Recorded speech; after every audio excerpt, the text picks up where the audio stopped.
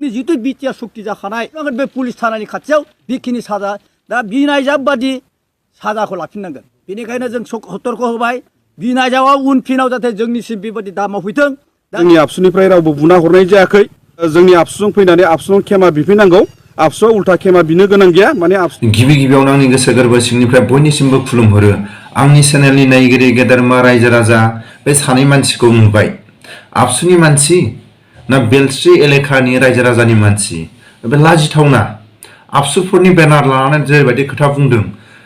बेलस्रि एलेखायाव आबसुनि बिबान माखासे आबसुजों बेरायफाग्रा मानसिफोरनि माखासे आखल आखुआ माखासे खुगानि रावा बे नामा जेरैबायदि लाजिथावना जेरैबायदि बे बिथां सानैया सिखाव साइस आरो बै समाव जानांगौ बिथांमोना एनडिएफबिजों बुजानाय नङाब्ला एनडिएफबिजों माबा मोनसे दायनि थाखाय नागिरजानाय नङाबा गुबुन गुबुन जायगायाव बिथांमोना दायनिगिरि जानो हागौ बिनि थाखायनो आबसुफोरनि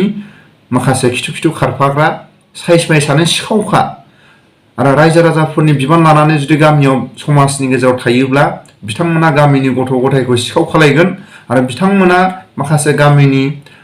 रुजु रुमु रायजो जानायखौ बिथांमोना नांलायहोग्रा बिथांमोनखौ साइस नुखायो बिनि थाखायनो आं खावलायो बिथांमोना जेरै सिखाव साइस नोंथांमोना बेबायदि बाथ्रा बुंनायनिफ्राय जानगाराव था नोंसोर सोर थोनदों आबसुआ थोनदों ना सोरबा थोनदों नोंसोरखौ बेबायदिनिफ्राय नोंसोर बुंनाय बे साइस बाइस सिखाव साइस नोंसोरो बेबायदि बुंनायनिफ्राय जानगाराव था नोंथांमोना बेबायदि माखासे सोरखौबा थानानि खोथा बुंनो सोरखौबा बुनो नोंथांमोननि बैसोआ समाया आरो नोंथांमोना बेबायदि आखल आखु देखायग्रा सिगिनो सोरखौबा दम होनो नोंथांमोननि आखल आखुआ बे बैसोआ नोंथांमोननिया समाया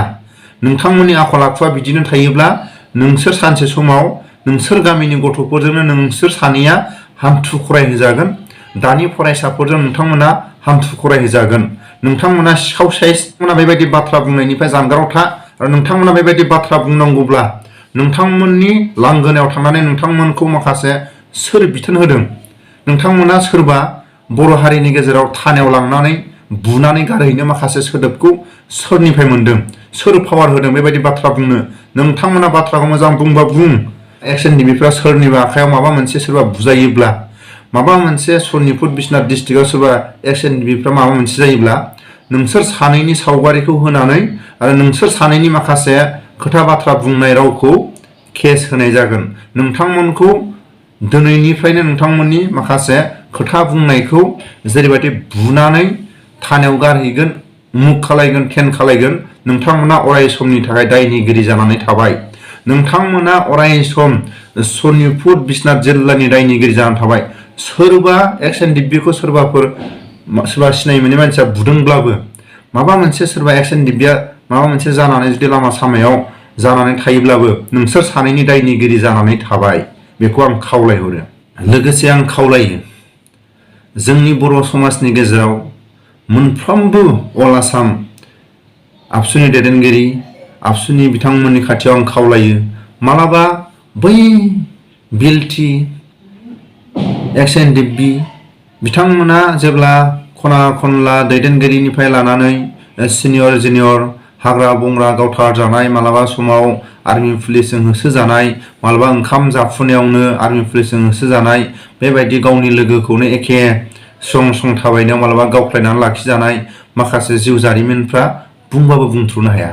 बेबायदिखौ मालाबा सोरबा आबसुनि दैदेनगिरिफ्रा सोरबा आबसुनि बिथांमोना मालाबा आबसु अफिसाव मोजां गाज्रि सावरायनो फै नोंथांमोना बै समाव गुबुन गुबुन हादराव दंमोन गुबुन गुबुन जायगायाव नोंथांमोना खस्थ' खालायबोदोंमोन बै समाव माबायदि माखासे जाथाय जाबोनाय बेखौ जों मोजां गाज्रि सावरायनो फै जोंनि आबसु अफिसाव मोजां गाज्रि सावरायनानै माखासे साहा लोंलायनानै माखासे जिउ जारिमिनखौ सावरायलायनि होननानै मालाबा सोरबा लेंफेरनाय दुखु दाहा खस्थ'फोरखौ माबायदि सम खाथायबोखो बेफोरखौ मोजां गाज्रि सावरायलायनि फै होननानै मालाबा आबसु अफिसनि लांगोनायाव साहा गरदसे ज' लोंलायनि होननानै मालाबा सोरबा लेंनाय रेकर्ड दं नामा दिनैसिम जों खोनायाखै सोरबा रायजो राजाफोरनाव सों सोरबा एक्सएनडिबिनाव सों सोरबा एक्स बिएलटिनाव सों रावबो खिथानो रोंनाय नङा मालाबा समाव रायजो राजाफोरखौनो आबसु अफिसाव मोजां गाज्रि सावरायनो थाखाय लेंनाय रेकर्ड दं नामा मालाबा समाव बेबायदि गुबुन गुबुन डिस्ट्रिक्टआव गुबुन गुबुन आनसलिकआव आबसु अफिसाव मोजां गाज्रि माखासे नोंथांमोननि जारिमिनखौ जों माखासे जायफोर आबसु अफिसाव थानाय लेखा गोरोंफोर नोंथांमोननि जारिमिनखौ एसे जों बिजाबाव थिखांनानै दोननि नोंथांमोननि जारिमिनखौ जों एसे लिरना दोननि होननानै मालाबा सोरबा आबसुनि दैदेनगिरिफ्रा बेबायदि सावरायलायनाय जादों नामा? दिनैसिमबो जों मालाबाबो खोनायाखै, नुवाखै। सोरबा एक्स बिएलटिआनो जा, सोरबा एक्स एनडिएफबिआनो जा, बेखौ बारखौनो होथ'दो। आबसुनि सोमावसारनाय समाव सोरबा आथिं लेंग्रा, सोरबा मेगन खाना, सोरबा आखाइ गैया, सोरबाया दिनैसिमबो देहानि थाखाय मावनानै जानो माखासे जायफ्रा हाया, बिथांमोननि जिउ जारिमिनखौ आबसुनि सोमावसारनायाव बेबायदि जानांदों होननानै सोरबा लिरगिरिफ्रा लिरदों नामा? सोरबा आबसुनि दैदेनगिरिफ्रा बेबायदि माखासे बिजाब गिदिर गिदिर आबसुनि लेखाफ्राव नुदों नामा? सोरबा गुलि नांजानाय आबसुनि, सोरबा आखाइ गैया, सोरबा आथिं गैया, बेबायदि सावगारिखौ आबसु अफिसाव नुदों नामा? रावनिबो फटक सावगारि नुनाय नङा। नाथाय आबसु अफिसाव थानांगोन। सोरबा आबसुनि सोमावसारनायाव आखाइ गैयै, आथिं गैयै, सोरबा मेगन गैयै, जिखुनु जाया बेंग्रा बेंग्रि माखासे लकबआव बुजानानै, जेलाव बुजानानै माखासे देहानि थाखाय लोरजिया जानाय, बिथांमोननि सावगारिखौ मालाबा आबसु अफिसाव नुदोंना? सोरबा बिएलटिनिखौबो नुवा, सोरबा एक्स एनडिएफबिनिखौबो नुवा, आरो गावसिनि सोमावसारनायनिखौबो रावखौबो नुवा। नुगोन गावसिनि माखासे दामि दामि गारिजों फटक साफायजानाय। दाना दामि दामि जायगाफ्राव थांनानै, दामि दामि जायगाफ्राव फटक साफायजानाय, दिल्लीयाव थांनानै, अबेबा गुवाहाटियाव थांनानै, गुबुन गुबुन जायगायाव समायना रमायना माखासे जायगाफ्राव थांनानै फटक साफायजानाय दामि दामि गारिजों सोरबा आबसु लिडारनि फटकखौ आबसु अफिसाव नुगोन। नाथाय बै समाव सोरबा आबसुनि बारग', सोरबा आबसुनि बै समाव गुलि नांजानाय, बुख्रुब जानाय, गुबुन गुबुन माखासे देहानि थाखाय दिनै लोरजिया जानानै थानाय बिथांमोननि सावगारिखौ नुनाय नङा। अब्ला गावसिनि अफिसावनो गावसिनि माखासे बै समनि सिनियरफोरनि फटकआ थायाब्ला, अब्ला दिनै एक्स एनडिएफबिनि, सोरबा एक्स बिएलटिनि, जायफोर गुलि नांजानाय, माबा नांजानाय, जायफोर आलाय सिलाय, जायफोर दिनै आखाइ गैया, आथिं गैया, बिथांमोननि सावगारिया बोरै थागोन? जायफोर बिथांमोना सोरबाया थैबाय, सोरबाया दिनैसिमबो दं, सोरबाया गुलि नांजानाय, सोरबाया गुलि नांजायै, जिखुनु जाया साफ्रोमबो एक्स एनडिएफबिफ्रा बेलस्रि एलेकायाव साबेसे दं, सिनियर जुनियर, जिखुनु जाया एक्स एनडिएफबिफ्रा बेबायदि लिस्ट दं नामा? माखासे गाव गावनि आबसु अफिस, गावनि एलेका, सोरबा राङापारायानो जा, सोरबा गुफुरानो जा, सोरबा धेमाजियानो जा, सोरबा क'क्राझारानो जा, बेबायदि आबसु अफिसाव दं नामा? डाटा दं नामा? दिनैसिमबो नुनो मोननाय नङा। नाथाय जों सोरखौ बुंनो, बुंनानै जों रावखौबो आग्रो मोना। बिनि थाखायनो आं खावलायो, जेरैबायदि बै समाव जेब्ला सोरनिबा न'आव थांनाय, सोरनिबा न'आव दै लोङोबा, सोरनिबा न'आव ओंखाम जायोब्ला, बै समाव गावजों गाव एरस्रान एब्र', बेबायदि समा दिनै गैला। नाथाय दिनै जों सोरबा आबसुनि बा सोरबा रायजो राजानि खुगायाव जुदि खोनाफिननाय बे रावा माब्रै जाखो? नोंथांमोनखौ बुनानै, सोरखौबा बुसे बुनानै थानायाव हैगोन, बे रावा सोरनिफ्राय मोनखो? जों गाव नों दिनै मा जादों,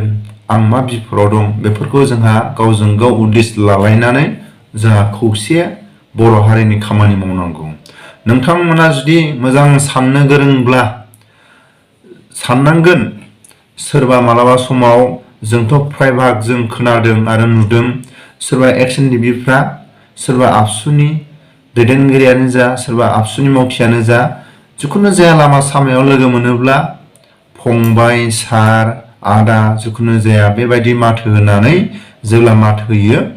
बिथांमोना माथो होगोन होआसो एक्स एनडिएफबिफोरजों बेबायदि माखासे सवाब देखायो। जों खोनानो मोनदों आरो जोंबो नुदों। बेबायदि माखासे बर'फोरनि गेजेराव सोलिबाय थादों। नाथाय सोरबा गिबिसिन रायजो राजाफोरखौ, सोरबा एक्स एनडिएफबियानो जा, सोरबा एक्स बिएलटिआनो जा, सोरबा आबसुनि मानसिया गिबिसिन माथो होयो नामा? होआ। अराय सम नुगोन रायजो राजाफ्रा सोरबा फंबाय, सोरबा सार, सोरबा बाबु, बेबायदि रायजो राजाफ्रा माथो होसेयावबो माथो होगोन होआ माखासे आबसुनि जायफोर साफा सानै, बिथांमोना बेबायदि आखलनिबो दं। बेनि थाखायनो आं खावलायो, बै समनि माखासे समफोरखौ जों गोसोखाङोब्ला, बै समाव जों जेब्ला जों हाग्राबारियाव दंमोन, बे समाव जों जेब्ला आखाइयाव सिलाय लायो, मोदोमाव सिलाय लायो, बेबायदि समाव जों सोरबा आबसुनि दैदेनगिरिफोरनि न'आव थाखुमाबोदों, आबसुनि दैदेनगिरिफोरनि न'आव जों ओंखाम जाबोदों। बे समाव जों गावजों गाव सावरायलायनानै माबायदि जों समखौ बारबोखो? बै समनि दैदेनगिरिनि आबसुनि दैदेनगिरिफोरनाव सों दानि आबसुनि दैदेनगिरिफ्रा जेब्ला बै समाव सोरनिबा न'आव थाङोब्ला सोरखौबा हमनानै लांनाय सोरखौबा बुनाय बेबायदि समावबो सोरबा आबसुनि दैदेनगिरिफोरनि न'आव जों थाबोदों थाखुमाबोदों ओंखाम जाबोदों बेबायदि जों माखासे गावजों गाव गोरोबलायनानै खामानि मावबोदों बिथांमोना नोंथांमोननि खामानि माव जोंनि खामानियाव जों मावगोन साफा सानै दैदेनगिरिफ्रा गुफुरनिफ्राय दिखाजुलिसिम बुंनो हागोन सानसे समाव बिर राजा आरो संबिजित माखासे फैलावमोन जिखुनु जाया बिनि दैदेनगिरि गासिबो आबसुनि दैदेनगिरिफोरनि न'आव थांनानै साहा लोंनाय दै लोंनाय ओंखाम जानाय थाखुमाबोनाय बेबायदि जों मोनबोदोंना मोनबोआखै जायफोर बै समनि बारग' आबसुनि बिबानगिरिफोरनाव सों दानि आबसुनि बिबानगिरिफ्रा नोंथांमोना बै समनि बारहावाखौ नुयोब्ला दिनैनि समाव नोंथांमोना बिबान लानाय नङामोन नोंथांमोना बै समनि बारहावाखौ जुदि बै समाव नोंथांमोननि बैसोआ जानायमोनब्ला नोंथांमोना दानि समाव बिबान लानाय नङामोन जों बेखौ नोंथांमोननिसिम मेसेज होनो लुगैयो बेनि थाखायनो आं खावलायो नोंथांमोननि जि सभाब बे सभाबा जाहैबाय इलेक्सन टाइमाव दिनैनिफ्रायनो बा दानिफ्रायनो जिखुनु जाया समनिफ्रायनो इलेक्सननि सिगां सिगां एक्स एनडिएफबिफोरखौ दबथायाब्ला जोंनि आथिङाव दोनाब्ला नङाब्ला जों जिर' जागोन होननानै नोंथांमोना गिनाय दं एक्स एनडिएफबिफोरखौ नोंथांमोना इलेक्सननि थाखाय गिनाय दं रायजो राजाफोरखौ एक्स एनडिएफबिखौ जुदि दबथायखायाब्ला रायजो राजाफोरखौ जों दबथायनो हानाय नङा होननानै नोंथांमोननि माखासे गोबाव समनिफ्राय नोंथांमोननि प्लान पलिसि दं नैबेखौसो आं खावलायो बै समाव इलेक्सन जानानै थांनाय समफ्राव